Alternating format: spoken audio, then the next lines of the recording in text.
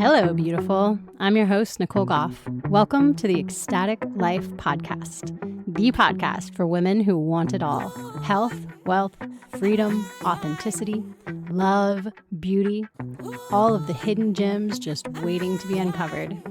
This is the podcast for women who are ready to discover their inner creatrix, to discover their inner manifester, and who want to find the ecstatic in every day.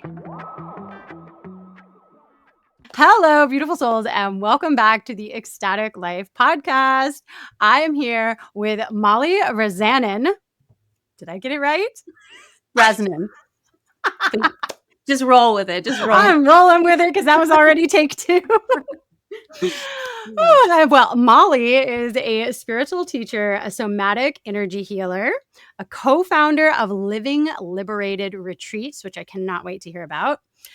A former ER nurse turned mystic, Molly bridges the science of nervous system with trauma healing and spiritual awakening. And she is also the host of her own podcast. What's the name of your podcast? It's all happening. So, yes, I am so excited to have you on.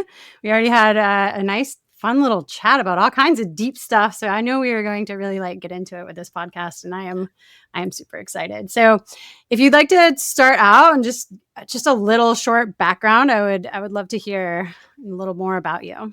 Yeah, absolutely. Thank you for having me. It's one of the things I love most about the internet. I feel like it can get a really bad rap, but just meeting perfect strangers and exchanging realities and ending up in conversations like this. God is working in that space as well. But I'm Molly, and you already gave such a beautiful introduction. I'm a somatic energy healer. I am the co-founder of a women's healing retreat business called Living Liberated.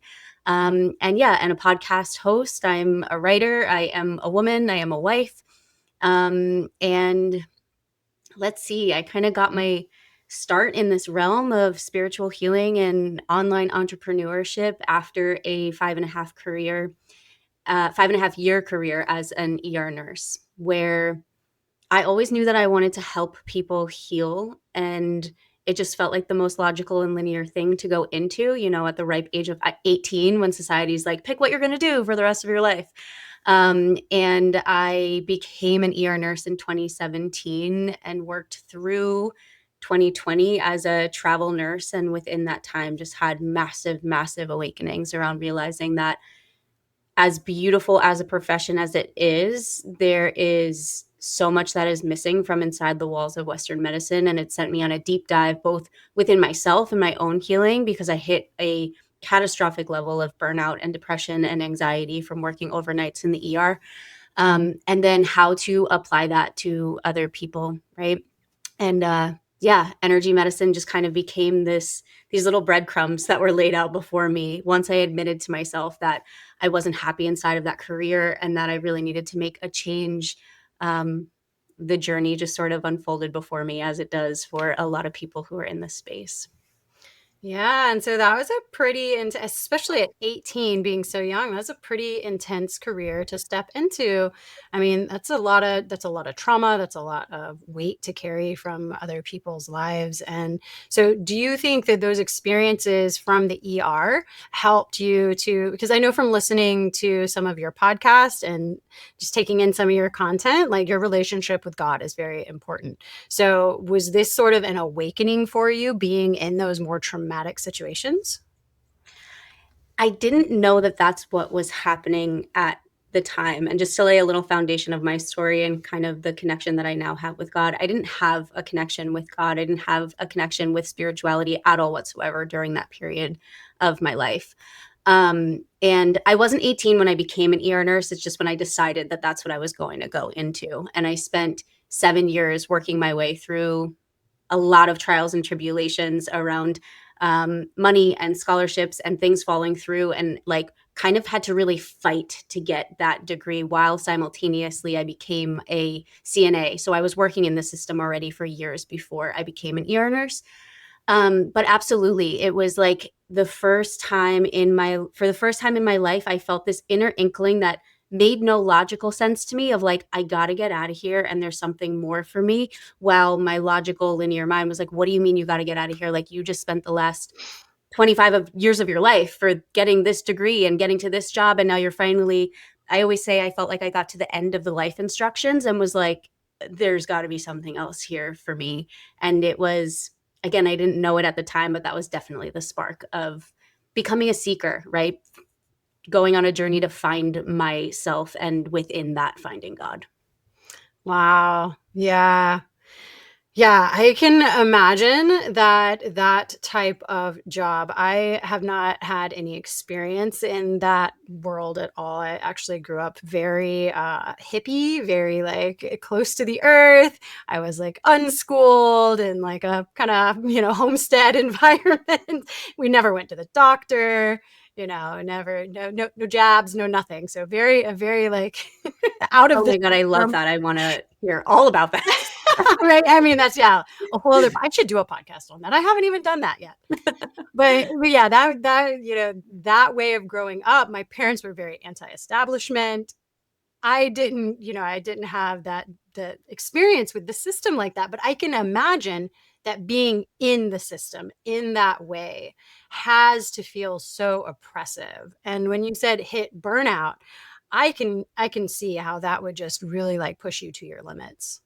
Yeah, a part of my awakening inside of that experience was realizing that healthcare providers were some of the unhealthiest people, truly, because we are working extreme hours under an extreme amount of pressure. You are working 12-hour shifts, and you're lucky if you get to sit down to eat for 30 minutes inside of that.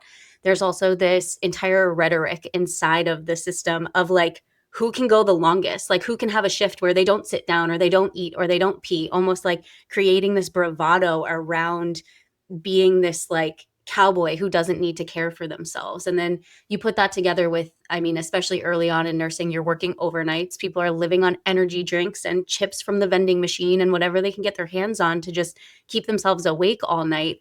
And that was one of the first pieces for me where, because I started to feel so ill inside of myself. I mean, I was a shell of a human being. I was a monster to be around. My emotions were all over the place, and I just like it broke me open, and I'm so grateful for it, but it also makes me so sad to witness the state of reality that people who spend their entire lifetimes inside of that career are living inside of. Yeah. Yeah. Yeah, motherhood broke me open in a similar way. I guess I think it does a lot of the same things with the not caring for yourself and the not refueling and the not sleeping. And I think that's a similar path to that. But what then? So you have had a massive awakening since then. I know now you're a channeler, you're an energy worker, you are a healer. So fast forward, like how did you get these downloads? Like how did this massive change happen in you? Yeah. So I always say there was this like choice point in my life. I was waking up realizing I don't love this career. I can't do this for the rest of my life, while wrestling with the like, how am I going to make money and how am I going to survive? How am I going to pay off these loans? Right. And at the height of my burnout, depression, like really a mental health crisis, was after the first big wave in 2020, is when I really started to own the fact that I didn't want to do this anymore and see the reality of how dire the state of our society's health was because of what was happening. And through that, I was self-medicating with essentially a bottle of wine every night to try and help myself get to sleep. I had no coping mechanisms. I didn't even know what that was. I had never once thought about going to therapy, right? I grew up kind of in a home that didn't stigmatize therapy, but also when I did decide to go down that route, it was kind of like, what's wrong with you? Like, what do you mean you need therapy? What's wrong with you? And it's just that my parents were a product of their times when you only did go to therapy if you had something severely wrong with you.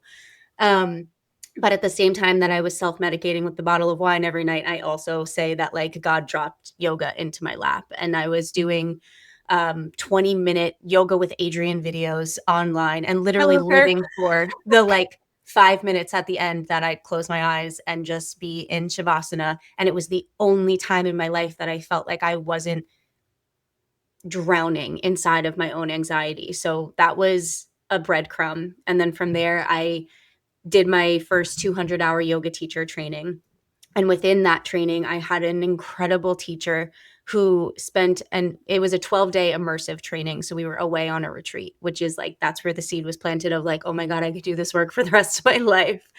But she taught incredibly in depth around the chakra system, and not just like what they are and where they correlate in the body, but all of the mental, physical, emotional, and spiritual symptoms that are associated. And now I have this background in medicine, and light bulbs are going off in my brain, connecting like the things that she's teaching to patients I've had, to family members, to friends, of like how these things are really manifesting inside of our bodies. And the click for me was the teaching of dis-ease inside of your body being emotions that have gotten stored at certain parts of your internal development. And that just sent me on a journey of studying everything that I could, like really diving fully into the chakra system, the education of it, but also the application of it to my own life. And I just started to learn so much about myself. And as I unpacked these old emotions and I allowed myself the spaciousness to really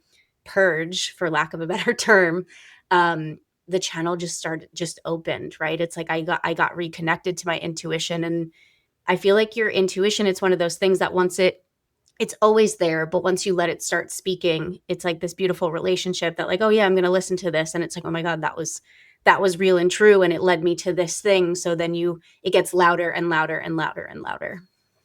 Yeah, and you have to have that trust, though. That's something that I've been working with for the last couple of years, is trying to develop that trust, and it can be difficult. It can Oh, be, absolutely. yeah, especially after your whole life being told to get out of your head and to not listen to that. It's so I would love to hear how the connection with your body, because you do embodiment work and somatic healing, nervous system work. So can you tell me like how yoga was one of my big things at ecstatic dance, was the next thing that really opened me up to these downloads to get that connection to God. But was that how you found it as well? Um, I started with yoga, definitely dropped me into my body. Mm-hmm. Meditation is where I started to kind of feel energy for the first time. Like anytime I would sit in energy, my body would move, my hands would move, my body would move in like figure eights around my sacrum. And I would kind of like reach out on the internet and ask people like, what's going on? And nobody really had an answer for me, but intuitively it was just like, it's just energy, like working its way through your body. So I just started to have this like knowing without knowing and teaching without teaching. I'm also a massive writer. So a lot of my channeling is poured into journals. I mean, I have like 37 journals from the last like 6 years Nice. of my life. And again, it was very rapid for me, but it was like following one breadcrumb after the next. So I became 200-hour trained, and then very quickly 500-hour trained. And within a year from that, I had felt a really deep call to sit with ayahuasca, which was something that I had been so interested weirdly for so long. Like even long before my spiritual awakening, I was obsessed with like watching documentaries about it and reading articles about it. And I think it was that connection of like how psychedelics can be so healing, and because I've always had this connection to wanting to help people heal. So that experience, and I won't get into that whole story, but really dropped me into my body. And when I mean dropped me into my body, like opened up all of the pain and shame and fear and everything that had been existing in here that I didn't know about, that I was unknowingly trying to numb away with alcohol, with partying, with friends, with uh, this incessant need to be successful, do more, right? You talk about the mom burnout and like how that can manifest itself. And I just believe these are things that live so deeply in our collective subconscious, like in the subconscious of humanity. Um, from that experience, I spent about 6 months just crying and like emoting, like really, again, having a massive, massive purge process while my channel was completely ripped open from that experience. Like I already knew that I was gifted, and now it was like I couldn't go into a grocery store without somebody's like deceased grandmother tapping me on the shoulder and like asking me to bring them a message. Wow. And now the trust piece you're talking about, I'm wrestling with like, am I just going insane? Like what is like not ever having any of these experiences before. And now I'm not just ripped open to like a little bit. It's like all of it is flooding in all at once. So was And that a big, I'm sorry, I'm going to cut you off. Was oh, that a and big shift because of the medicine journey? Because so this is something that's been, I was literally on a call with my coach right before this, talking about this, because this has been something that has been on my heart lately too for the last couple of years. And I have had little kids and been breastfeeding for so many years. And I'm finally, my littlest is weaned, and I'm feeling like this, like more coming into my own space. And so it's been really on my heart to have a medicine journey. And I'm just so curious about that aspect. Like, do you feel like that like tore your ego down so much, that just opened the veil so much from that experience, that you were able to have like all these gifts flood in from that? I think so, but looking back, it's like not in the way that I would have expected it to. So Mm. I in my ayahuasca journey, I touched into my birth trauma. Now, this was a story that I had always logically known because my parents had told it to me. I have moderate chronic asthma, which I've had since birth because I was born 4 weeks post date, had taken my first breath inside my mom, and both of my lungs collapsed to the day that I was born. I was a C-section. I was never breastfed. My mom didn't even touch me for it's like the first like 48 to 72 hours. She said it's like fuzzy for her. She doesn't fully remember because as traumatic as it was for me, it also was for her. And they just like back then just like knocked her out. And I re-experienced that inside of ayahuasca. I had a full somatic re-experiencing of being in the incubator and all of the thoughts and feelings and things that were moving through my spirit in that moment. Mm. Um, and connecting back to that trauma helped me begin to connect the dots around a lot of the veils of illusion that I had been holding on to, or the stories that I had been telling myself, right? So it's the same sort of thing we hear from people who do energy healing, somatic healing, like all of the modalities. It just felt like a really fast crash course in that, of going like all the way back to the root of everything. That dropped me into my body, ripped me open, and then thank God, about 6 months later, I found an energy healing mentor, like a psychic development energy healing mentor. Cause I was like, I got to work with not just a therapist or an integration person. Like, I need to work with somebody who is who has had experiences like what I am having, so that I can ground them down. And her process was embodiment. And that's when I started getting really, really connected to sitting in a daily practice of tuning into my body and listening to what my body was saying to me and letting it move and emote and express the way that it needed to. And then from there, that started unpacking even more, right? So it's like yoga gave me a little like, this is what it feels like to be attuned to yourself. And then the breadcrumbs I followed that eventually dropped me all the way into the work that had to be done inside of my soma, so that I could follow what I now see as like my soul's path and my calling and my passion and my purpose in this life. I love this so much. It's my favorite part about podcasting. I love hearing these stories because it's just, I see that so many of us now are being called to do this healing work. And you had said something, I think it was on one of your podcasts, about when you're called to be a generational cycle breaker, that it grabs you in some way. And I see this happening to so many women right now, and I don't know if you have any Mhm. comment on that. Why now? What is it that we are being called to, that these things are happening to us? Because honestly, it's like almost every single woman I have on as an interview, and my story as well, that we get these little breadcrumbs and we keep following them. And then the next thing you know, we're just ripped open, like you said. So why now? Why are we all being called to this? Do you have any idea? I think psychically, intuitively, the first thing that comes through is like it's a return to the mother. It's a Mhm. return to the feminine, with which, for whatever reason, like I believe everything is God guided and serves the highest purpose of us as a humanity fully awakening to the God within us, and also the like greater mother body of earth having her full awakening of the truth of like who and what she is. So that's like to get a little mystical with it. But then historically, I mean, if we just look at the reality of the oppression and the repression of women in general, but also the divine feminine aspect or the divine feminine face of God. And it's like that can only be repressed for so long until it has to make its way back out. And the way it's making its way back out now, fortunately and unfortunately, like I live for this process, no matter how deep and dark and daunting as it's been.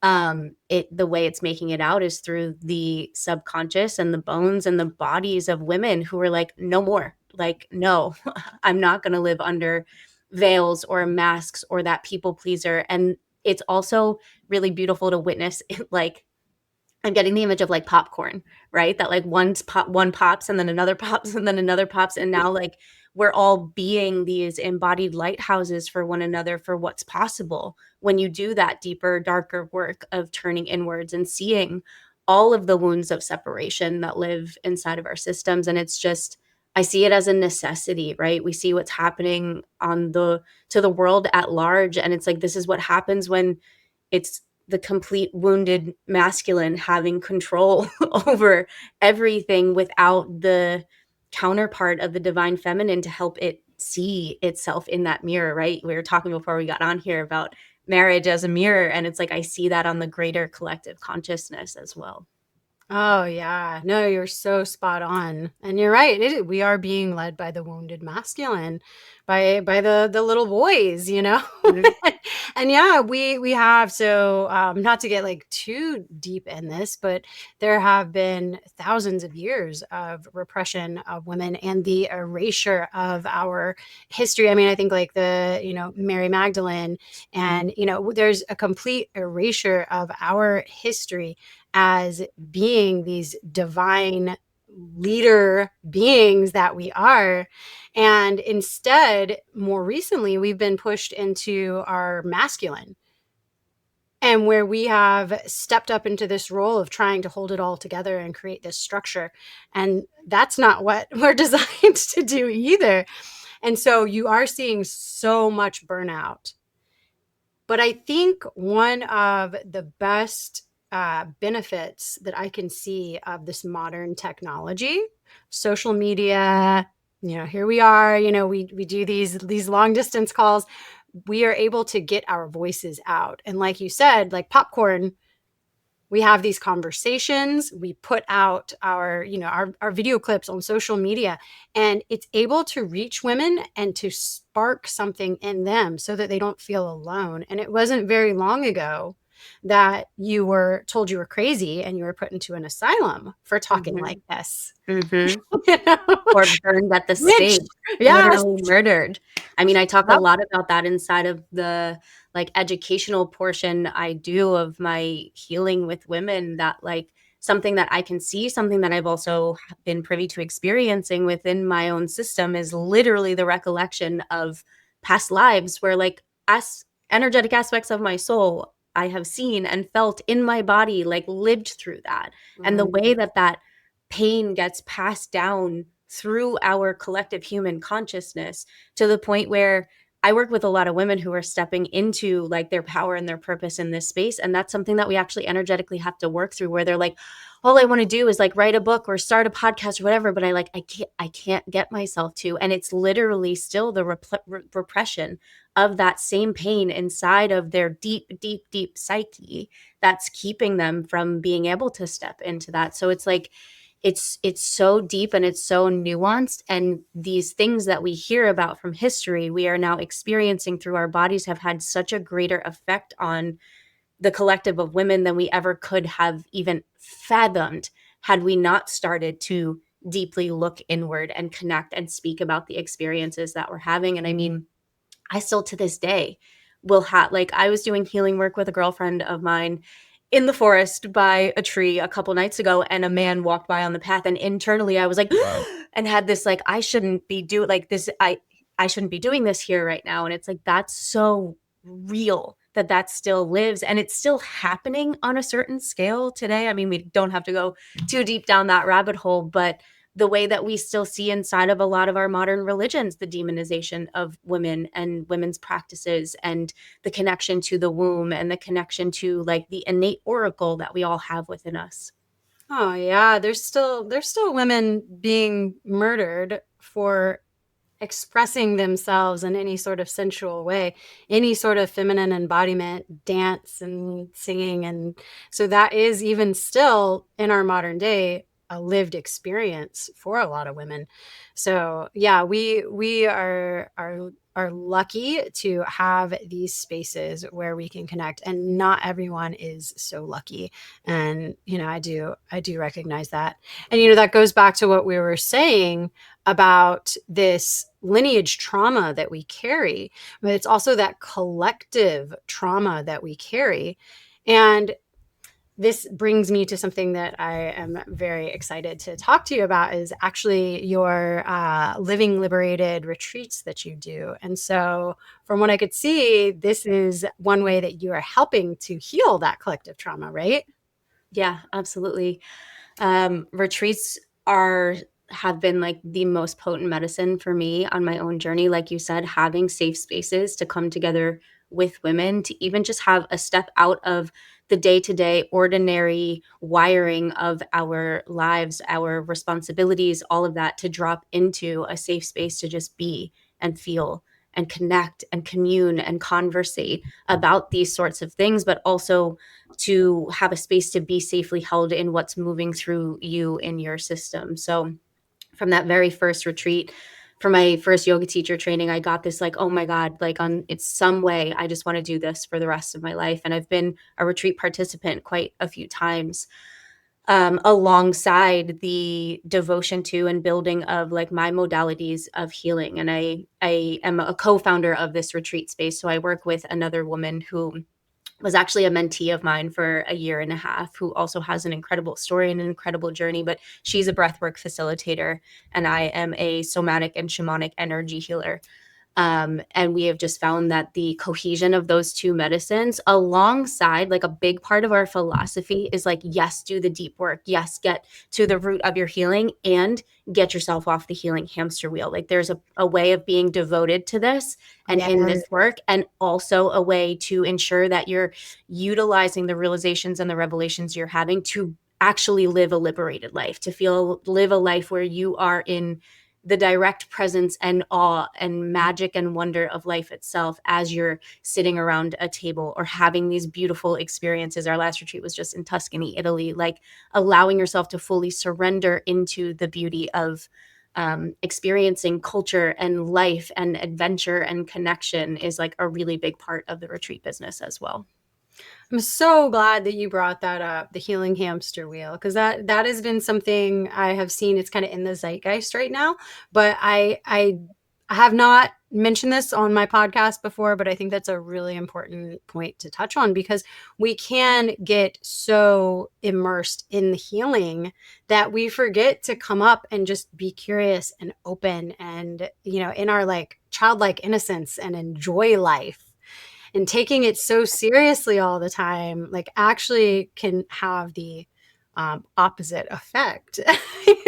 Yeah, absolutely. I've seen it Yeah. in my line of work that it can become almost like another numbing mechanism, or Yes. another like looking for that next cathartic experience again and again and again. And it also amplifies this idea of like, when I just get to, then Mhm. finally I'll feel, versus like, no, you're always going to feel all of it, but we want to expand your capacity to feel all of it so that you can feel all of it, right? I think sometimes when we get started, and I had this naivete when I started on my healing journey, that I was going to like climb a mountain and get to a peak and live forever in this like embodied state of bliss. And I will name that I have so much more of that bliss now in my life, but it's not because of the eradication of fear or grief or pain or any of that, right? And that's such a big piece of the movement that we are bringing to the table, of teaching women how to be with all of life, and yes, connect back to the oracular healing nature of their body. But I also have to name a big part of what kind of got me out of that. Like, I was in the healing hamster. Like, I speak this from experience. I was on it and I was obsessed with it. And I'm like, healing is my sole purpose in life. And that's really where that like connection with God came in for me, of like, oh my God, if there's this thing that is both within me, but also outside of me, that I can have this dynamic relationship with, I can give a lot of this pain and shame and fear and the things I'm struggling with, like, over to that. And that's where I've felt a lot more of the presence and peace and bliss in my own life and healing journey. Yeah. Yeah.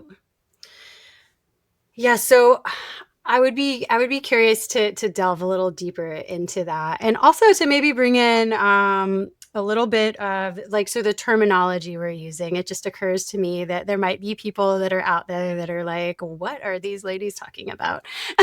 Everybody's on a different, part of their journey. They're here healing spiral, which is what I say to my clients. It's a spiral. You're going to come back around to it, and if you're spiraling upwards, you're going to have less of those dark times, but you're always going to come back around to it on your healing spiral rather than being stuck on the hamster wheel. But Mhm. but I digress. So some of the things that we're talking about, like how do you define God? How do you Mm. define these healing modalities, channeling, somatic work? So just like if we were talking to, obviously I'm, aware of these things, but if we were talking to somebody who's like tuning in thinking like, wow, like I am so far out of this world. Like, how could you bring someone in? Yeah.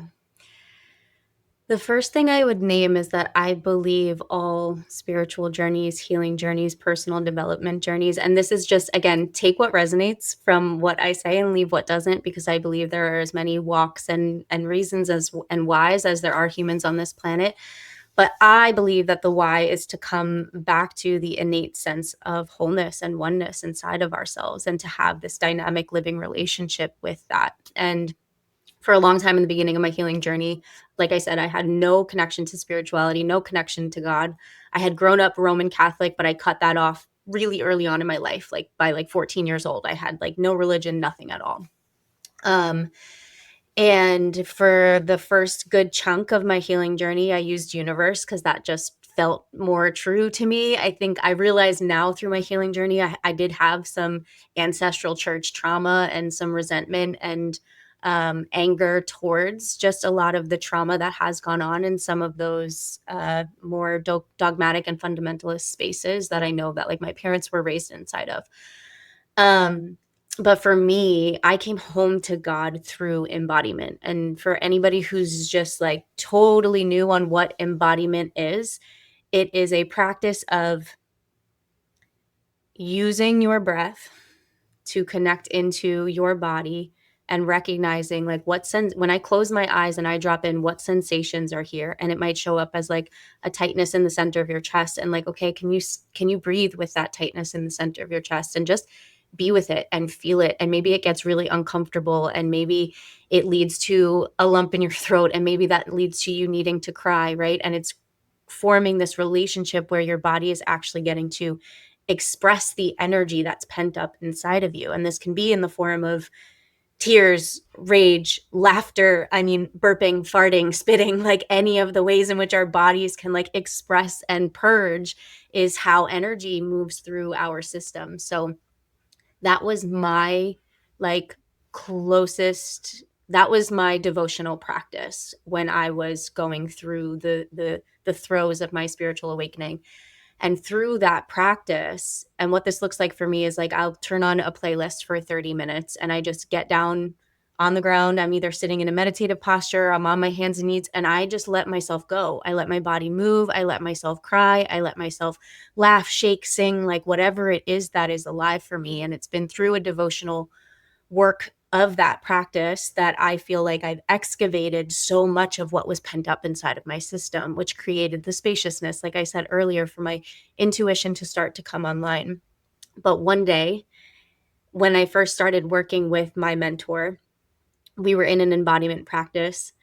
She was guiding me through it and holding the space for me, doing some like energy healing work alongside of that. And for the first time ever in my life, I had an experiential um experience of God, like an internal vision of like, I don't just believe in God. I'm not just seeking God. I'm not just trying to figure out who and what God is. Like I know, I get it. I get it. I know God. I understand oneness. Like I'm seeing through all of the illusions and all of the pain and all of the separation. And of course, we don't stay in that place, but it was that experience through my devotion to embodiment that has guided now this like living dynamic relationship with, from that day, I couldn't call it anything other than God. It was just like, oh, this is God, and I now know, therefore I feel like I can reclaim this word. And that's been a sticky thing for me. Like it's taken that experience happened 2.5 years ago, and it was a process to reclaim that word and to feel safe enough to speak it out loud without the fear of triggering people because of all of the um, levels and layers and nuanced relationships and like sticky things that people have with that word and with experiences like this. Yeah, I went through the same thing, and same, I would say, universe.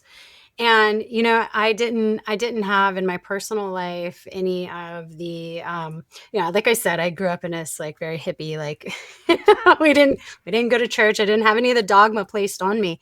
But I would find that when I was talking to people who were more in, the Christian realm, that they would be very offended by terminology that I would use if I said universe versus on the more, spiritual side, if I use the word God. And I'm seeing some of that melt away now. But I went through a process of that too. And the ultimate conclusion I came to was that it didn't matter the words I was using as much as the energy that I was conveying. So to use the other person's terminology so that they didn't have a freeze reaction, so that they could let in the information that I was speaking.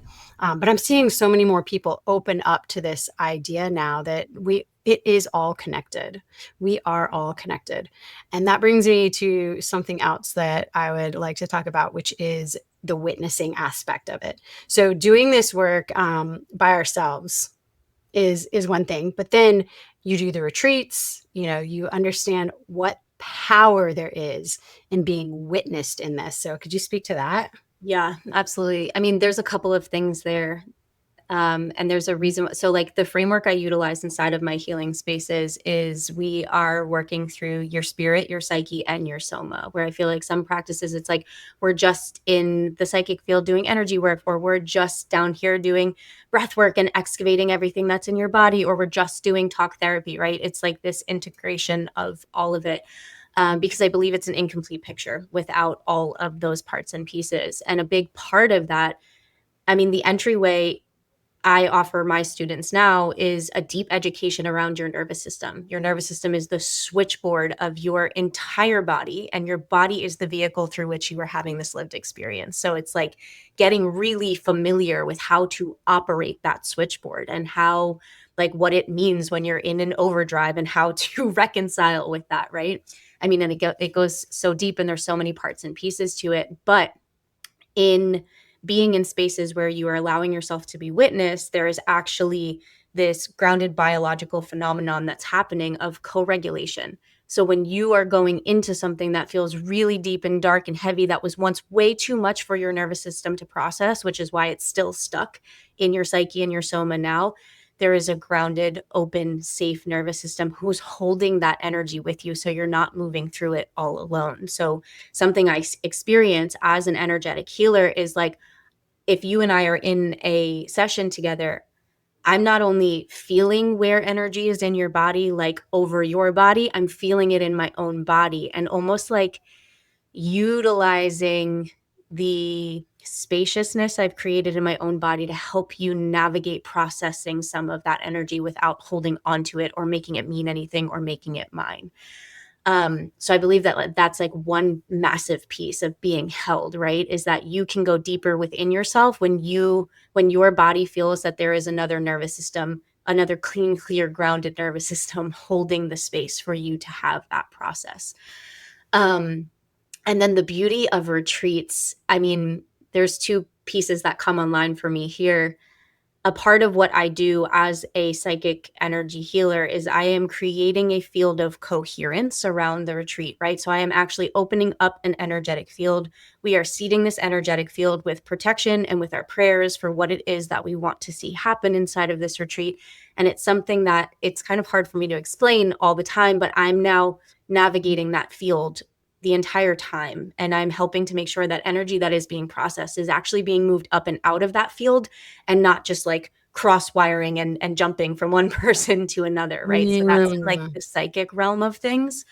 And then the beauty of that is like once we open up a ceremonial space and we place these beautiful prayers inside of this space to be directly connected to God, to be guided by God, to only have like what is of the highest come through this space, you start to recognize that the entire retreat space becomes like a synchronistic experience for everybody that's there, where this one person maybe brings up something that's feeling really true for them and it activates a memory that somebody else didn't even know that they were having, right? I believe in like the power of God and the divine to always bring together the exact web of women who are meant to sit in space together because they have medicine for one another, right? So it's like, Mm. yes, myself and my business partner Jen are the facilitators, but the medicine is what is just being weaved through the consciousness of woman that is taking up and contributing to this space.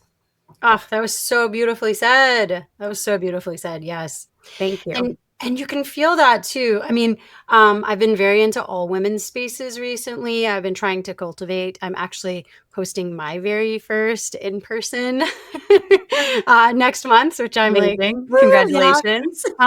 But I've been in space, co-ed spaces where I have felt this too, and to have somebody that is understanding of that energy and able to direct it, I can imagine is so powerful that you're going into that consciously able to direct that energy.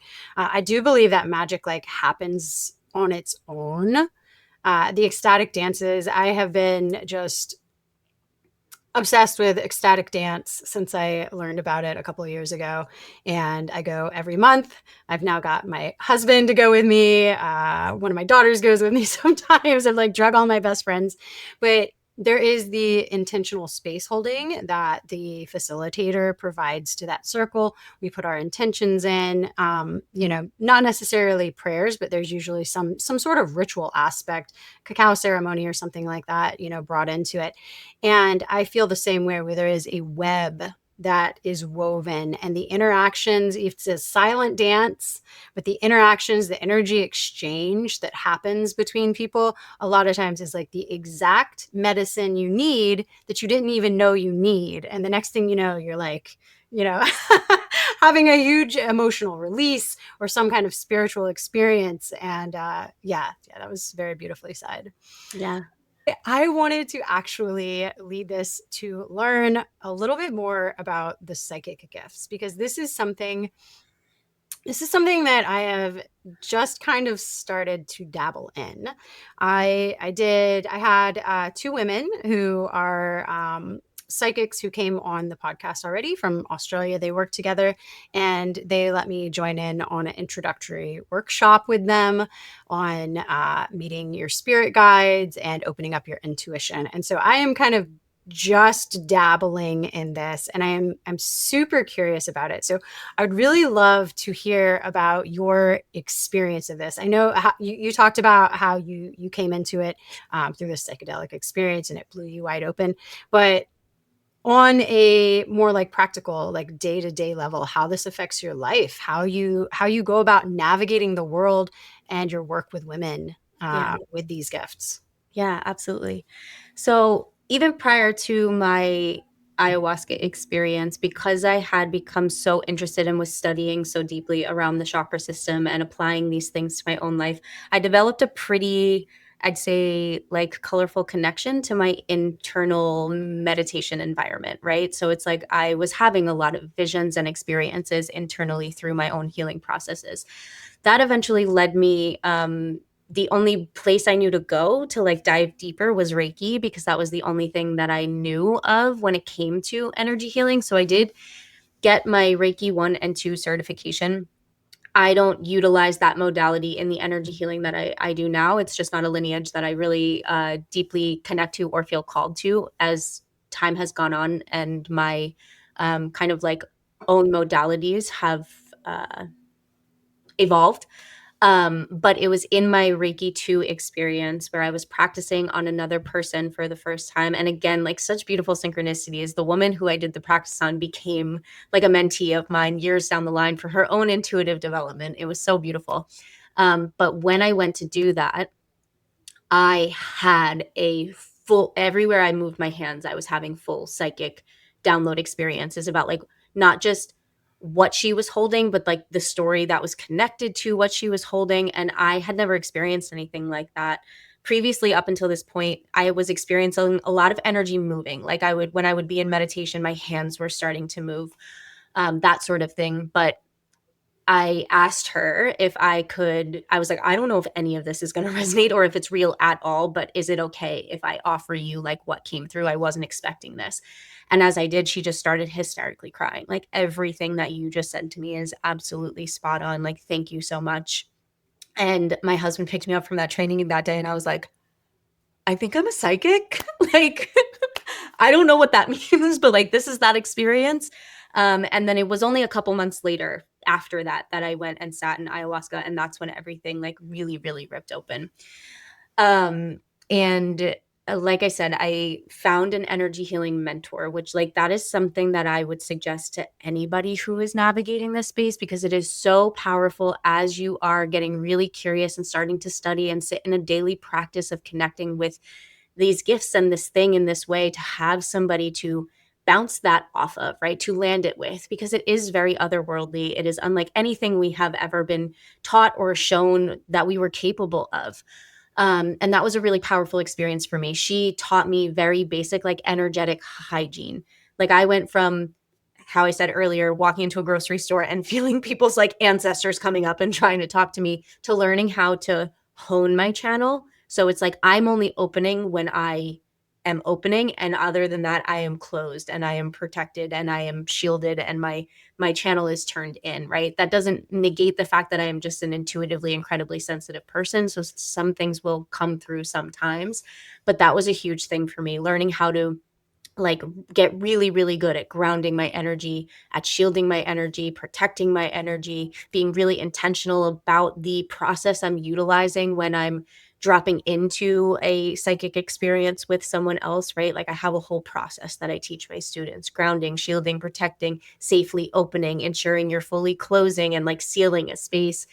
And these are things that like we don't have all that much information or education around, that I see a lot of people kind of starting to dabble in this and then getting really overwhelmed with how much energy they're taking on, or how much they are seeing, or how much they are feeling, because there's not just this like basic level of energetic hygiene.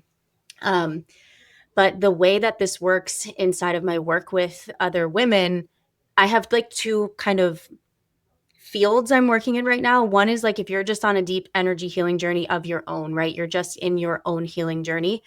I do mentorship with women like that. And then I also mentor and educate women on the development of their gifts and their channel, and understanding the quantum field and like what's happening inside of that. Um, but yeah, I mean, it feels so funny to say I am somebody who, I believe that everybody is psychic. Like, I don't think it's something you are or you aren't. I think it's a skill that you can learn to develop, that you can devote your life to, the same way you can become an incredible basketball player. You can become an incredible psychic, right? Like, it is a skill of development, of communication with energy. And for me, some of the most powerful ways that this comes through, when I'm in a healing journey with somebody and I close my eyes, I'll get really deep visions of either of like memories that they're holding on to. Sometimes past life things will come online. Sometimes an ancestor will come through about a message about something that they're holding on to that they are meant to release and process.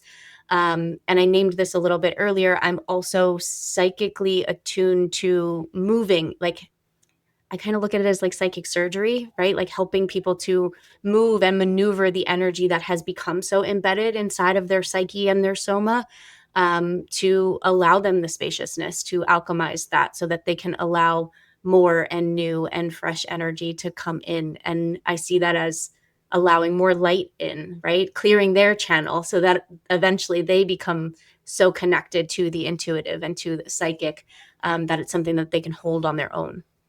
Yeah, I agree with you that this is an innate ability, one of our senses.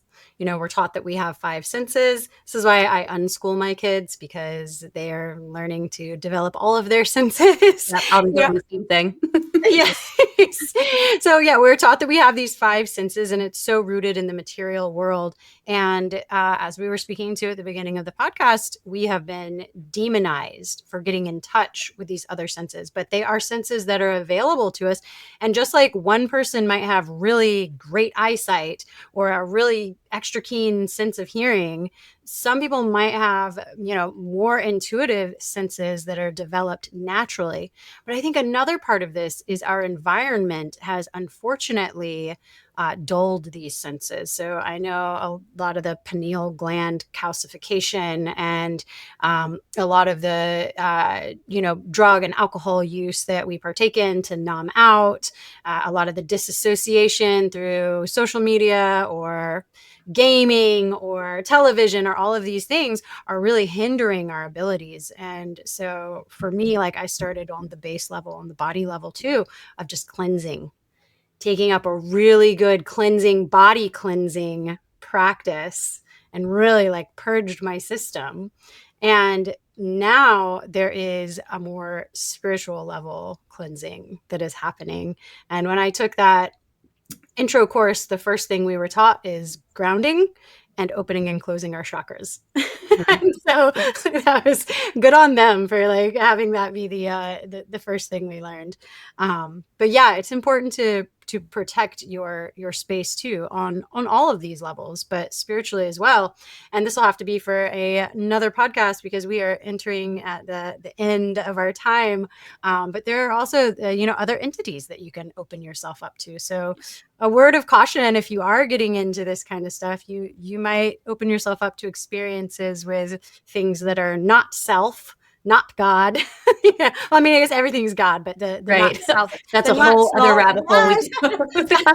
I'm actually looking up that rabbit hole right now. It's so funny. I'm actually running a course, not a course, like a masterclass at the end of the month called Demystifying the Darkness. Because as you were talking, it's like, yeah, like, yes, and not to be afraid of it, right? Because those things are what's led us to have this demonization of what that really is. And then like the deep internal psychological spiritual process to dissect like what even is that, right? Like what are those entities? And it's something that I am so lit up about and so passionate about, kind of just conversating and digesting and creating a space for that to be allowed, because I've seen through my own psychic development like places where that has gotten taken to the extreme, where it's like you need to be so afraid of all of these entities that are like essentially coming for you, right? And I don't believe in that. I believe in I know that entities are real, believe me. I see them and I help people work through them. But yeah, it's just, we'll have to do a part two. We'll have to do a Yeah, part we two. have to. Yeah, because it's like they want the same thing that we all want, right? To be heard, to be understood. They might be really mad at God, but like they just need the same thing we all need, like a hug, some It's love. like the most traumatized, hurt, barbaric human beings that live on this planet right now. It's like the same thing. Like we are all the same thing at the core. Yep. Oh, well, I feel like that's a great place to wrap up. And I would love to do a part two to delve into some of that, because I'm just so curious about, like I said, I'm just so on the process of trying to even be able to trust my intuition. I had a lot of trauma that has caused me to really separate from my own intuition. So I'm like a baby in this area where I'm just like, I just want to learn how to like not squash it. Oh, it's such an exciting place to be. Yes, yeah. So that's where I'm at. So I would absolutely love to delve further into the psychic stuff. So I would love it if you would give my audience a way to get in touch with you. Remind us again of the name of your podcast and your website and everything like that. Yeah. So right now, the best place to get in touch with me is just on my Instagram, and it's my first and last name at Molly Rasanen. Through there is a link to my website, a link to my podcast. My podcast is called It's All Happening. It feels like it's very similar to this. It's a place for people who are moving through their spiritual awakening journey to come to feel a little less alone. I have a lot of people come in and talk about their experiences and their modalities and things like that. And then the biggest thing right now is the development of this Living Liberated business. The next retreat we are hosting is in Ubita, Costa Rica this March 22nd to the 29th. And you can find all of that over on my Instagram as well. We are currently doing actually some really beautiful early enrollment kind of like bonuses and things like that to help make it more accessible for people. So if anybody listening is interested, you can come and find me over there. It's on my bucket list this year to go to Costa Rica. So, Oh boy. and that's right after my birthday. So we might just have to make this happen. Okay, God, see you. I see how that works out. All Well, right. this has been such a beautiful conversation, as I knew it was going to be. I was so excited when we got in touch. So I cannot wait to talk to you again. Just so you guys know, I will be podcast swapping. So we will we'll definitely have a part 2 there, and hopefully again here on Ecstatic Life. Thank you so much. That Thank was you for having me. beautiful. This was so much fun.